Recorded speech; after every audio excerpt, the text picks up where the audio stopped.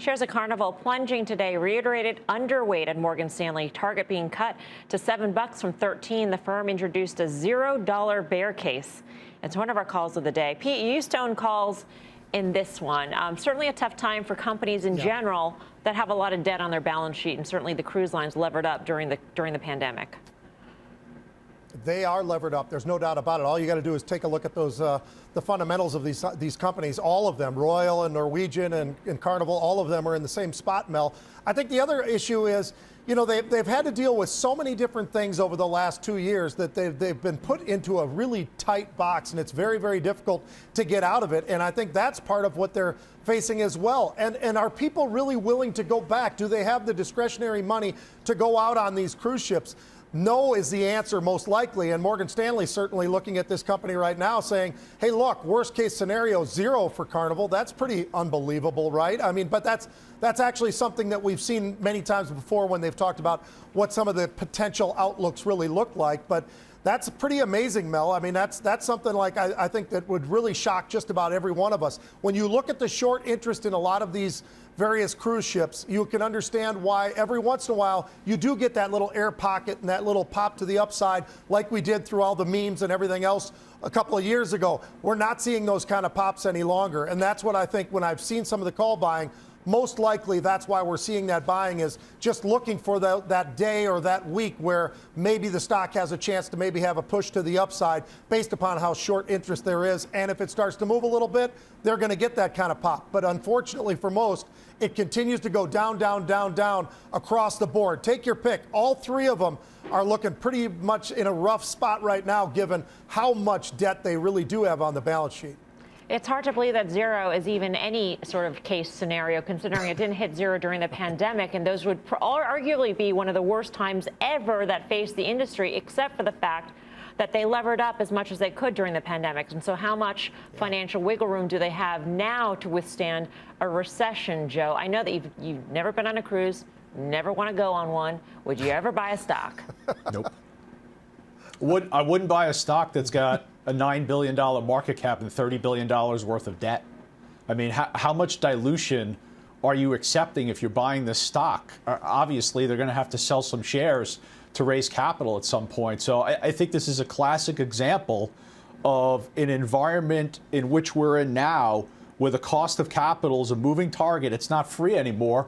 You don't want to own the equity of these highly indebted companies. If you're going to look for an opportunity, well, go listen to Mark Lazary, who's probably the best in the world at doing it, and identify opportunities in the debt market. This is a classic high-yield opportunity.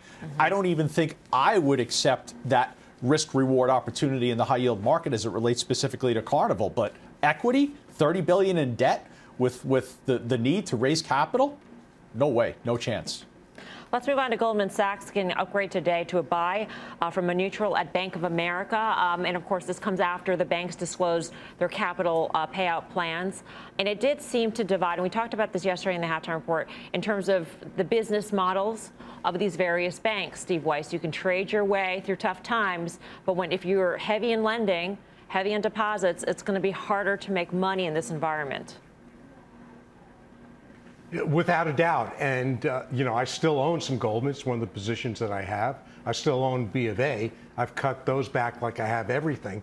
But look, you know, a few things happen during this kind of environment. Having been on that side of the fence, Goldman will be fine. They've got a very, very deep bench. They may lose some of their higher priced talent who said, you know what, it's going to be too tough for the next few years, so I'm just going to retire and go hang out in the Hamptons or wherever they're going to go. And then it'll be next person up. And guess what? That'll be lower cost labor. So they have variable compensation. So the banks more so, and the investment banks more so than maybe any other industry, can adjust their compensation, which is a big line. It typically runs more than 50% of revenues. So that'll help buffer it. The equity markets and the issuance in the debt markets, I mean, you're going to have to see them come back at some point, but it's not going to be for a year probably. So I'm not willing to give up the entire positions because I think particularly Goldman is extremely well managed, and I just don't want to be absent any equities, but it's going to be rough going. There's no doubt about it. And, you know, I'm willing to stay with them. Liz, you like financials in general for the second half? Is now the entry point? I do like financials in general, and I've been in financials and saying that for a long time. Obviously, the flat yield curve has not boded well for the financials trade, but I do think that they've gotten overly killed in this market, and they could bounce in the second half. And if you look at the ones that are more exposed to the consumer, as we've already pointed out, they're obviously going to get hit if the consumer gets hit. But the big financials that are well capitalized, well run, can do well if and when we take the Fed off the gas pedal a little bit in the tightening cycle. And Pete, you own Goldman, which viewers of the show will know. You also own Capital One Financial, which I didn't realize. That's a little bit more consumer exposed. I'm wondering what your thinking is if you do think the consumer could face some stress. Right. Yeah. Well, Capital One was based upon how strong they were for a long period of time, Mel, in the credit card world. And I don't think a lot of people understood just how big of a piece of the puzzle that was for them. It was about 60% of those revenues. But I think when you go back to Goldman Sachs, I really did like this one. I was looking at it for a really long time, Mel, and I determined that, based upon where it was trading price to book, it just made so much sense. I bought it at about 312, so I'm underwater there. But I've been selling calls against it now since I bought it. And the premiums that I'm able to get because of the environment we're in, the implied volatilities in the options right now, it really has offered something very, very nice to give you a really nice cushion back to the downside then with whatever premiums I've been able to sell to the upside. So far I've taken in a fair amount of premium and I'll continue to do that. I think this is a company that has far more upside than it is right now. We've seen it make a big run, but then all of a sudden we had this pullback all the way back, thinking all the way down to 280. I was considering adding to it there. I did not. But I'm certainly watching that very closely if we get another dip.